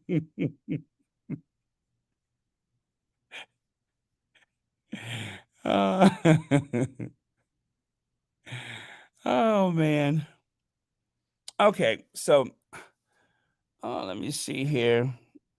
Yes, I think that Camilla's great grandmother, I think she was great grandmother or something like that. I think she was quite attractive. Edith Keppel, Keppel Kettle, my kettle, whatever. Okay. All right. So here, just a little more shade before I go. She wasted 10 years of her youth waiting for William to be sure that no aristocratic girl wanted the job. He even publicly broke up with her twice just to make sure that the aristos knew he was available. None came. She wasted an elite education and never worked a day in her entire life. Who do you say? Y'all know who I'm talking about. Making history as the first royal spouse to have never used her NI number. I don't know what that is. What is it? Oh, that's the like a social security number, right? National insurance, right? Or something like that. She sat around being humiliated by William's friends, who, together with Daily Mail, bemoaned her family's lowly social status. She was supposed to have been a phase during uni, of course, that's university, only, but she moved to London after graduating to sit in her mother's Chelsea flat, waiting for him, waiting for him whilst he developed his military and flight career. She earned her weighty title, that's for sure. She has done nothing, achieved nothing, said nothing, but give birth to their heirs, to their heir and two spares. She's loved now by everyone because they hate Meghan. She's being lauded as the person who will save the monarchy. How? Answer on the postcard, please. This is a comment that I believe someone put in the Daily Mail. So, to protect their privacy, I decided to put the red bar up there. Not only that, but someone else posted this and they also covered up most of the person's identity. However, this was one of those responses in the, I believe it was the Daily Mail. So someone actually wrote that. And when it really got deep is when they said, she's done nothing, achieved nothing, said nothing. That reminds me of Judy. Oh, I think Americans won't know the difference. Dent. Remember Judy Dench in the Best Marigold Hotel? The man who has nothing does nothing. What is that she said? A man who does nothing has nothing, or something like that, she said. Kind of reminds me of that. You know, it pretty much says, as you have come into this world with nothing, you're not going to have anything when you leave. So, um, interesting, huh? Interesting concept. But yeah, that is the take on the Duchess of Doolittle. I think it whoever wrote this struck the right note. They encapsulated 20 years of being around the royal family, 20 years of nothing, 20 years as an unachiever, underachiever, non achieving, work shy, lazy, no possible excuses, just nothing. Kate Middleton disliked for laziness. Duchess could do more. Let me see. Kate Middleton is disliked for, and this was 2019. Up until 2019, she was like the worst person. In September of 2019, people were still calling her lazy. The Duchess of Cambridge is one of the most popular members of the royal family, but lazy. Or how about this? The Duchess of Cambridge, Lazy Katie, and is she feuding with, obviously, they're talking about Meghan. And then over here, Kate Middleton's lazy ways rubbing off on Prince William. Rubbing off on Prince William. And there has never been a greater matchup in the world of lazy and shiftless in history. I mean, they're custom made for each other. And of course, Kate Middleton called lazy by the Queen, Elizabeth II. Well, yeah, there has been much talk about Kate and lazy. William, and lazy. Like up there, Kate Middleton was called lazy and unbecoming by Queen Elizabeth before Duchess married Prince William.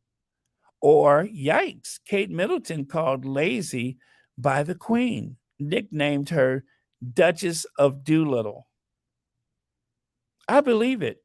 And the reason why I believe it is because the royal family has never contested. When stuff really bothers them, they will either talk to their lawyers or they will just call and say, "Oh, no, Liz Truss didn't say, Charles, don't go. She asked Charles, don't you think it'd be better if you don't go? Is it okay, sir? Can you please not go?" The only reason why that changed was because of a phone call. So Meghan said that they will lie to protect other members of the family, but they won't tell the truth to protect me and my husband. I say that that's true, that the Queen saw her as lazy. And as we all know, Meghan was closer to the Queen than Kate after 10 years of marriage. It took the Queen less than a year to meet Meghan. It took her 5 years to meet Kate. The Queen didn't meet Kate for 5 years.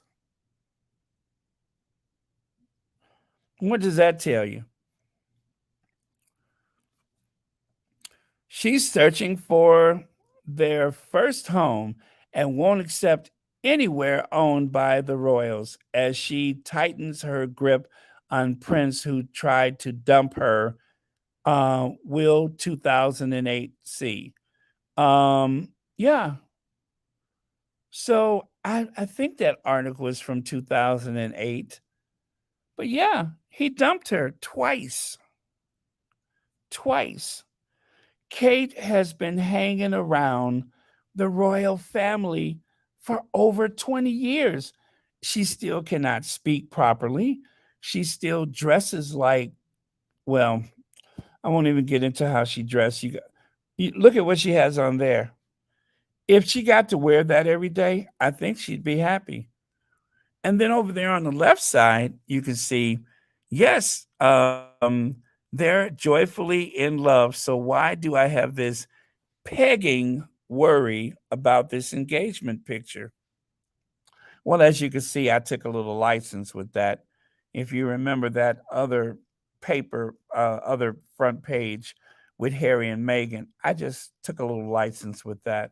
So instead of the N word feeling, it is a pegging worry. And of course, please somebody call the modesty police. Unlike other women, hashtag Meghan Markle, Kate Middleton, the Princess of Wales, prior to marriage, was confident, self made. This is all sarcasm, of course. Confident, self made, meeting world leaders, doing impactful charity work prior to getting married. It's quite obvious why she is considered a better royal.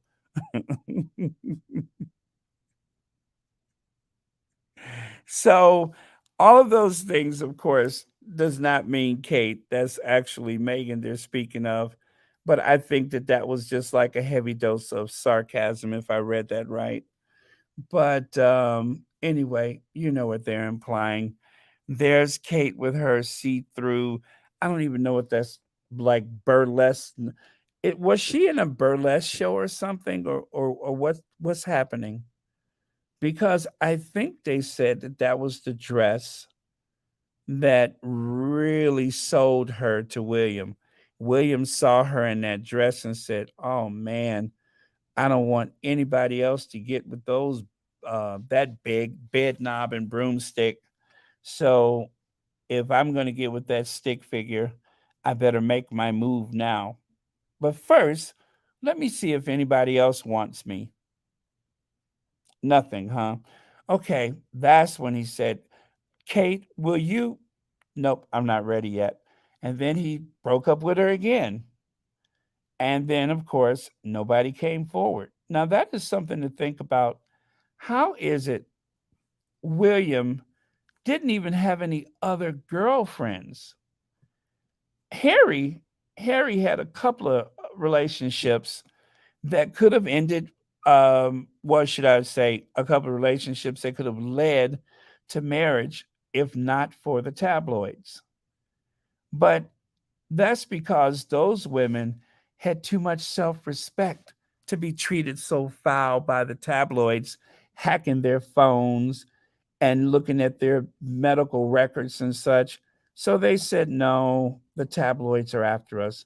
Well, after a while, the tabloids kind of, stopped messing with Harry's love life. And then by the time he found Meghan, they tried to do it one more time. But the problem is they couldn't find anything. They dug around, they offered money, and nothing, nothing was out of place with Meghan. She was vetted more than Hillary Clinton, and nothing. They couldn't find anything. But Kate, on the other hand, ooh, there was a lot there. There was a lot there. But they needed for William to get married, so they just left him alone.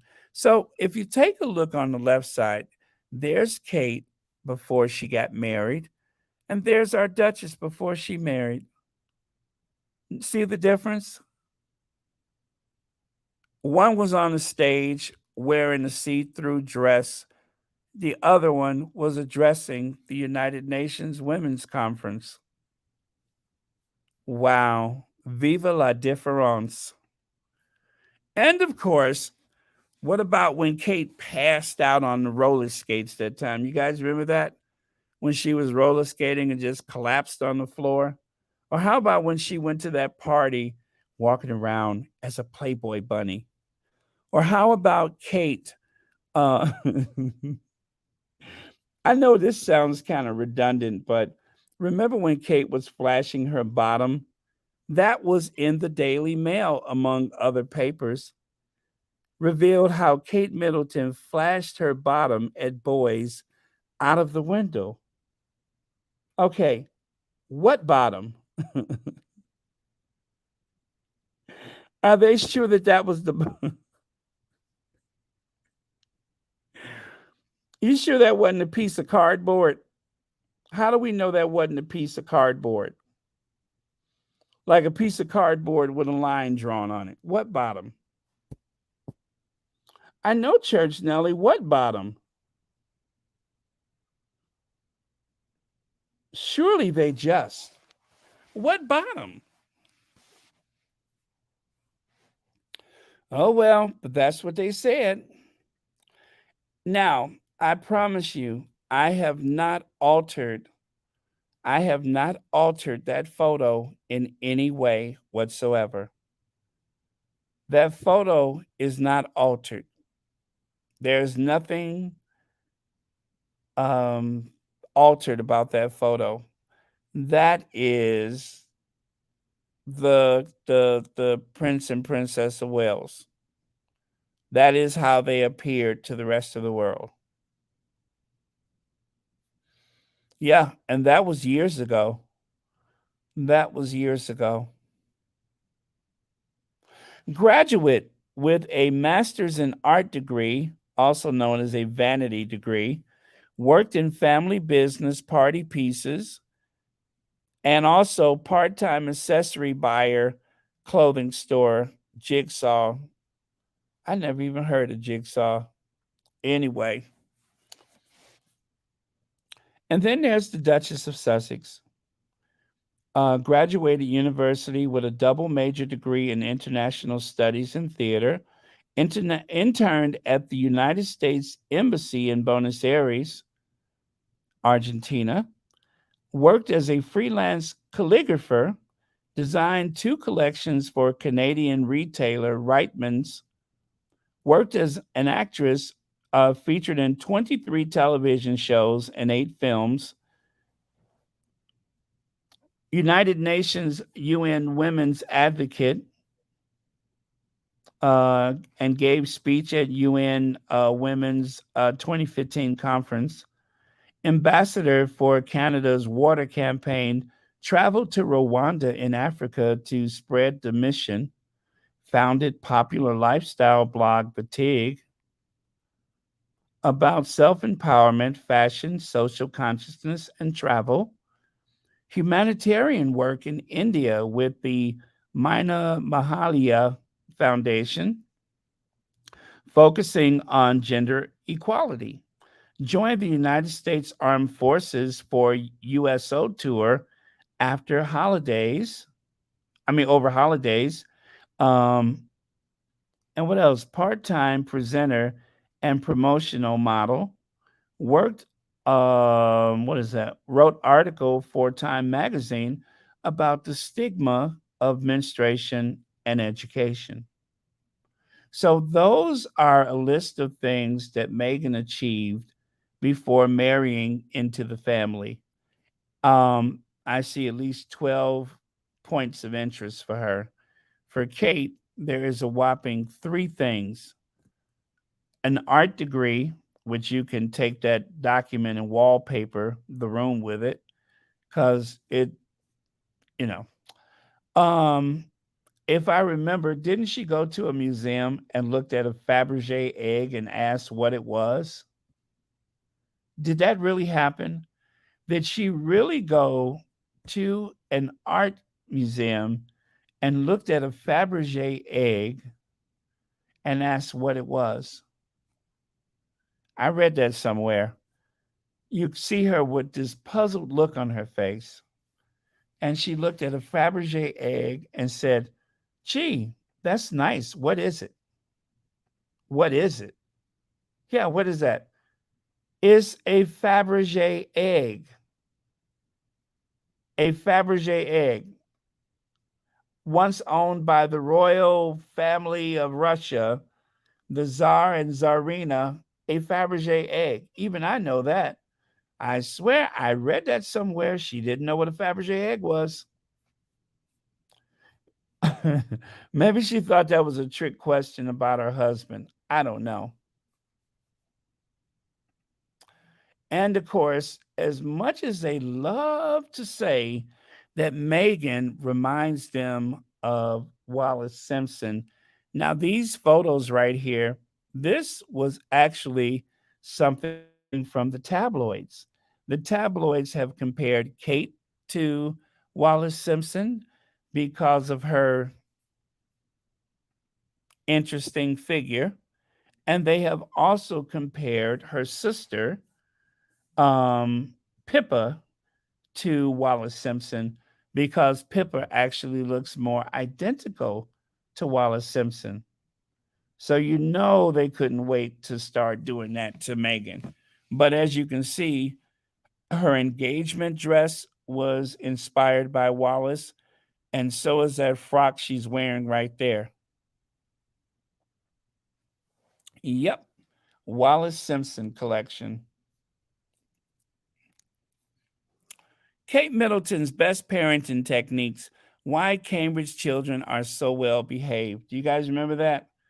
Only for her son to try to wring her neck, stick his little fist down her throat, and I will never forgive him for pulling a pistol on her.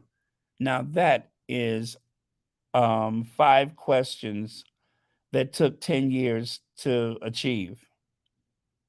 It took 10 years of being around that family, well, married into the family, to come up with five questions about raising children or child development. And the best they could come up with is stick 'em up, partner.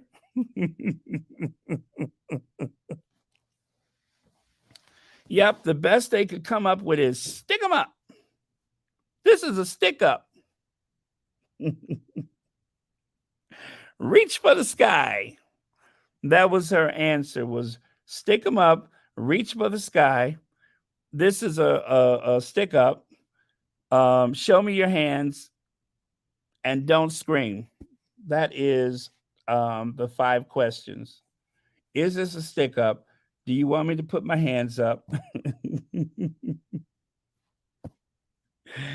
Oh man. But no, I'm just kidding. I'm just kidding. Anyway, you guys, I think I am almost done. These photos right here. Did you guys see this?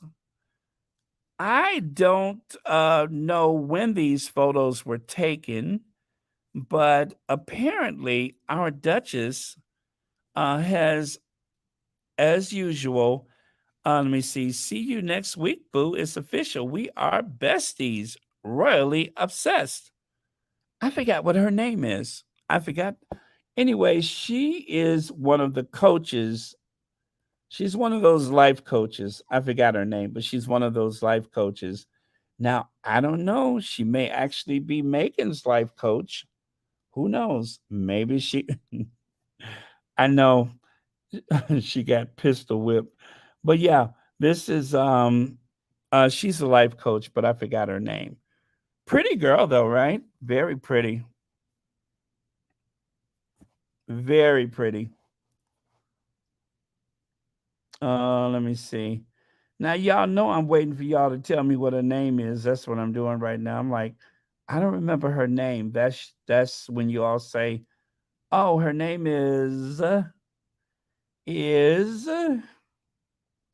Come on, help me out. I'm gonna be a year older tomorrow. What is her name? Good night, Betty. That's not her name. High legs? No. Let me see. Okay. Okay, that's what's up, huh? All right, y'all leave me hanging. I forgot her name, but Casey? Cassie? Casey. Her name is Casey? Kasi? Casey? Okay, so y'all, that's Casey. That's what Reba Henderson say. Barina. I know, Barina. Well, I mean, we both have that smooth skin in common. So, yes, I could see that being Barina. Um, okay, Cassiopa. That's right. Cassiopa Moore. Cassiopa Moore. And she's the life coach. That's who she is. Now, we just don't know when the photo was taken. Yes, life coach. Thank you, Lydia. Thank you, everybody. But yeah, she's very pretty.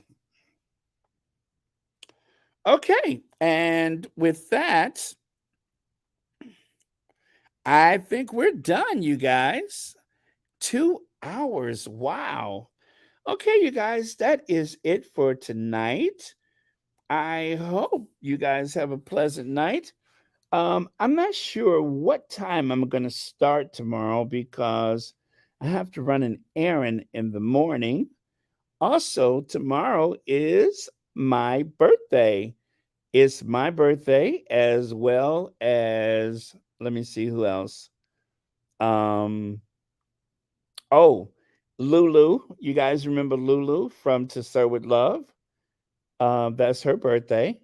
Also, Anna Wintour, The Devil Wears Prada inspiration, Anna Wintour. Um, okay, comedian Dennis Miller. I don't like him. And also, what's her name? I don't like her no more either. Um, oh, the one that went crazy, that was baking them cookies. Um, oh, Roseanne Barr. Tomorrow is Roseanne's birthday. Also, Dolph Lundgren. Remember Dolph Lundgren, the one that was dating Grace Jones? Remember the big Viking? That Dolph Lundgren. Tomorrow is his birthday too. Also, one of the Lionels from the Jeffersons' birthday, and Charles Bronson. Yeah, that's why I don't like Dennis Miller anymore. He's a MAGA. Dennis Miller and Roseanne Barr have gone MAGA, so I don't like them. They're not real Scorpios. They're posers. Let me see who else's birthday is tomorrow. Anyway, That's why I tell people don't mess with me because I share birthdays with Charles Bronson and Anna Wintour. So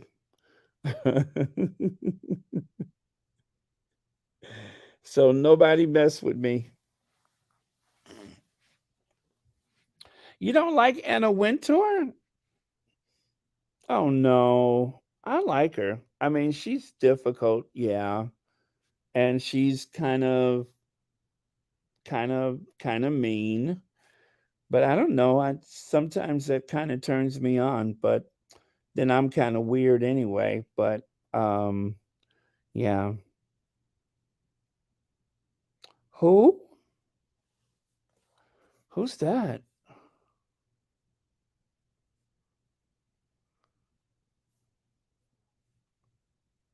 Yes, please don't forget to hit the like button, you guys. Let me see. Okay, I will do that.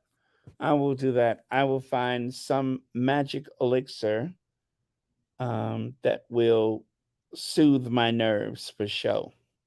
Faux show.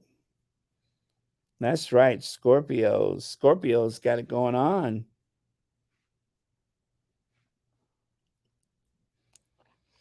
Okay, you guys, I'm done then. Thank you so much. Let me find my list. Was Sherry Ware was here, right? Let me see here. Do I have a list, Sherry? Oh, I don't think Sherry Ware was here. Okay, so Sherry Ware was not here, but thank you everyone for your donations. And also thank you so much for watching Royal Sussex. And oh, thank you. Yeah, I'm already a year older in some other time zones, right? Yeah. Who is this? Nash? Oh my goodness, I'm sorry to hear that. Good night, Anita. Thank you. I'm going to look for your podcast tomorrow. And don't forget, you guys, probably another travel video, perhaps Sunday or maybe next week. I have to think of someplace interesting to go. But yeah, I'll do another travel video. All right. Love you guys. Have a good night. And don't forget to vote for Archetypes. Good night, Sonia Johnson. Thank you, Hidley. Thank you. Good night. Uh, Church Nelly, you know you love my travel videos. No, Elaine Parker, I haven't been to Greece. Unfortunately, I have not gone to Greece. And I wanted to go so bad. I have been wanting to go to Greece ever since I was a teenager. And that was a long, long time ago. When I was a teenager, let me put it to you like this, Elaine, my birth certificate it was issued on parchment paper. Okay, that's how long ago I was born. When I was born, the doctors were speaking Aramaic. That's how long ago I was born. When I was born, it wasn't unusual to see people either barefoot or wearing sandals. When I was born, people were still wearing togas. Okay. When I was born, um, anyway, that's how long ago I was born. When I was born, okay, when I was born, you could walk from Alaska to Russia, right?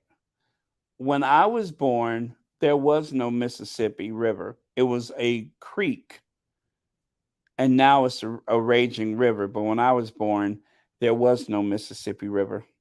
Yes, you guys, please. Okay, where are we here? Do use the power of the Sussex Squad prayers for Nubian Queen. You guys, our prayers do work. You guys have worked miracles for my brother. And so I know you can work a miracle for Nubian Queen. So please send your prayers out to Nubian Queen, who is fighting cancer right now. I'm telling you, you guys saved my brother. Things were not looking good for him. Things were not looking good for him. What's that, Church Nelly? When Baron was born, Moses was in a basket floating down the damn Nile. Exactly. When I was born, okay, I'll put it to you like this. You guys heard of the Rosetta Stone, right? One of those languages on the Rosetta Stone is actually recording my birth. That's how old I am. When I was born, when I was born, there was no snow on top of Mount Everest. That's how long ago I was born. Right Church Wrong Pew has a membership. Thank you so much for that. Now that's a fantastic birthday present. Right Church Wrong Pew has a membership to Royal Sussex. Still a bargain at just $4.99. Very, very, very cool. Thank you so much for that. Oh yes, Black Queen. Yeah, he's doing amazing. As a matter of fact, it went from a matter of time to absolutely we can't say. That's how well he's doing. So believe me, it was like very close, but now he's doing extremely well. The doctor says it's really up to him. Um, you get out of it what you put into it. So he's doing so much better. Yep, that is so true. Let me see. Sharon Davis says, well, I am not going to tell you my age then. Another Scorpio here. Very cool. Very cool. When Baron was born, Cain said I could just kill him.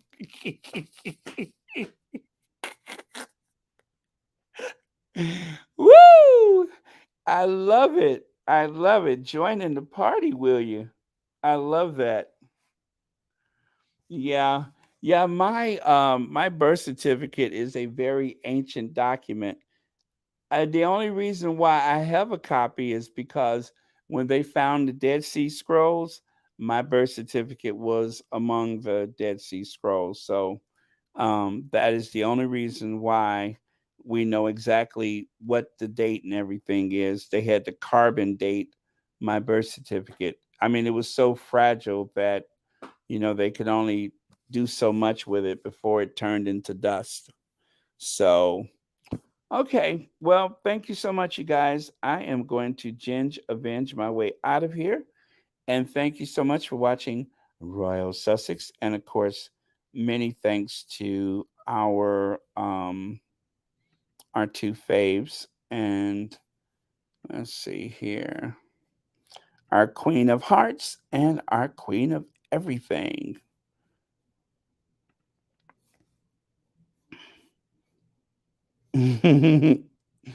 Well, I was born in a manger. That's the thing is I was actually born in a manger too. I mean, there were the two of us on the same street. Could you imagine?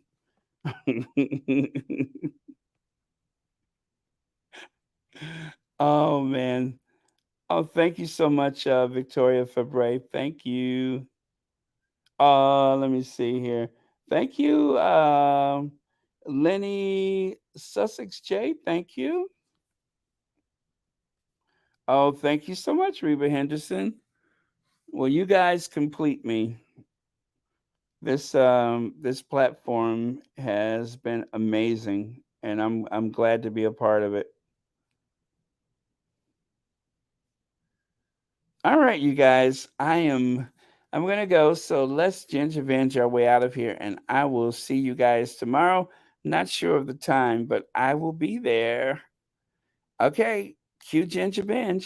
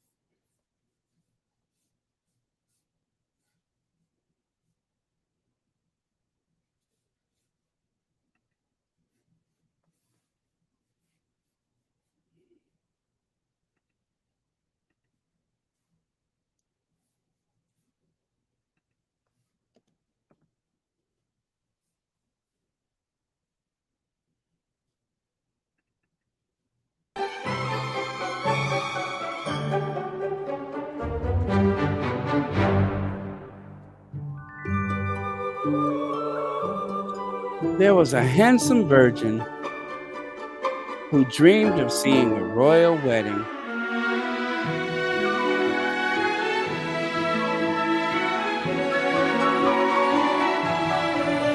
When Harry met Meghan, everything changed. He became a squatty to defend his customers with love and laughter abound,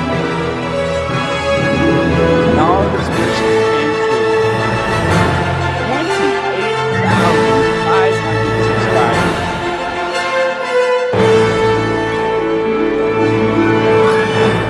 Cha cha cha. I love that. That never gets old to me. That handsome virgin. Untouched, unspoiled, unsoiled, pure as the driven snow. As a matter of fact, they used to call me Snow White, but I drifted. Um, oh man, I had so much fun today. Oh, you know it. Can you hear it in my voice? I need to hydrate. And thank you so much, Cookies and Cream. I almost forgot the last word of the day. Everyone, please stay safe, pray, don't peg, and hydrate. Wise words if I've ever heard them. And you guys, I don't care what's happening. Don't you dare cry. Don't you dare cry. Don't you dare.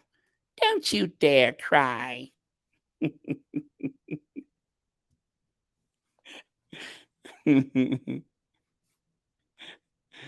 Oh, yes, Joan Garcia, you're so right. Please remember to vote for Megan's Archetypes up to 25 times daily in People Choice Awards and vote on Election Day in the USA. My ballot is already in the mail. Yes. Well, last time for election, I got exactly what I wanted. And that, of course, was a victory for Joe Biden. So this time I'm hoping, even though it's not on my birthday this year, that we can maintain both the Congress and the Senate. So that would be fantastic. Oh, no. Duchess of Success says she can't sleep. Oh, my goodness. I'm sorry to hear that. Have some alcohol laced beverage. That's what you need. You need some of Church Nelly's magic elixir. That'll put you to sleep. Or I could talk about Europe. That always puts people to sleep. There's something about my European vacations that is just like Benadryl. If that don't knock you out, nothing will. And of course, how about a bedtime story? Here's a little bedtime story for you. Are you ready? Here goes.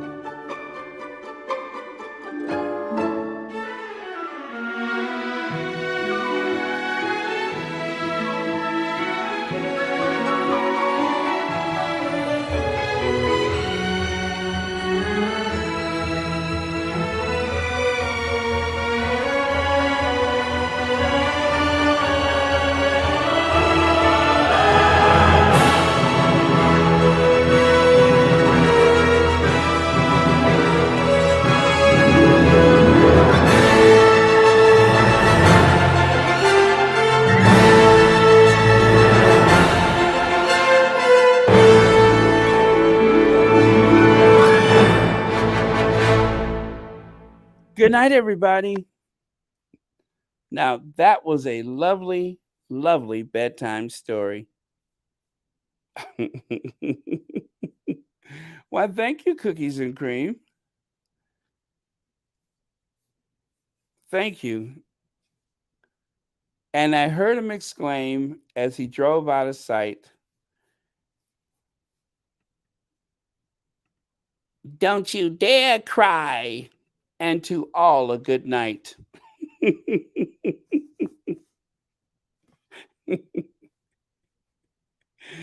Oh, man. Uh, and I heard her exclaim as she drove out of sight, "Don't you dare cry!" And to all a good night.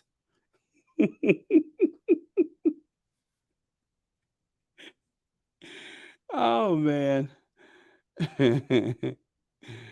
Oh. Oh boy, I'm having too much fun.